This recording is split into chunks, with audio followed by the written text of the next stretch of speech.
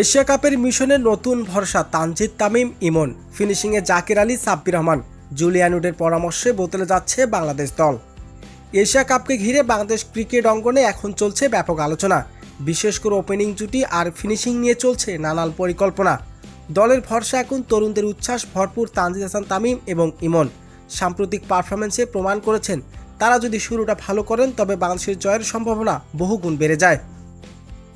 অন্যদিকে শেষ দিকে ঝোড়ো ব্যাটিংয়ের জন্য বিশেষভাবে প্রস্তুত করা হচ্ছে জাকির আলীকে। তাকে দলের ফিনিশার হিসাবে দেখা হচ্ছে। শেষ ওভারগুলোতে যেভাবে জাকির আলী ছক্কা হাঁকানোর ক্ষমতা রাখেন সেটাই হতে পারে বাংলাদেশের গেম চেঞ্জার। তার দায়িত্ব থাকবে শেষ মুহূর্তে ইনিংসকে 15 থেকে 20 রান এগিয়ে নিয়ে যাওয়া। বাংলাদেশ দলের ব্যাটিং ইউনিটে আরও শক্তিশালী করতে কাজ করছেন ইংলিশ কোচ জুলিয়ান উড। তার মতে আধুনিক ক্রিকেট শুধু টেকনিক নয়, পাওয়ার হিটিং সমান জরুরি। এই কারণে তিনি ওপেনারদের মানসিকভাবে এবং ফিনিশারদের শেষ মুহূর্তে ভয়ডরহীন ক্রিকেট খেলার জন্য নির্দেশ দিচ্ছেন। জুলিয়ান উডের কৌশল, তানজিদ তামিম ইমনের ইতিবাচক শুরু আর জাকির আলী অনিকের ঝোড়ো ফিনিশিং সবকিছু মিলিয়ে বাংলাদেশের দল এখন নতুন স্বপ্ন দেখছে। এশিয়া কাপে জয়ের পথে ব্যাটাররাই হতে পারে বাংলাদেশের প্রধান ভরসা।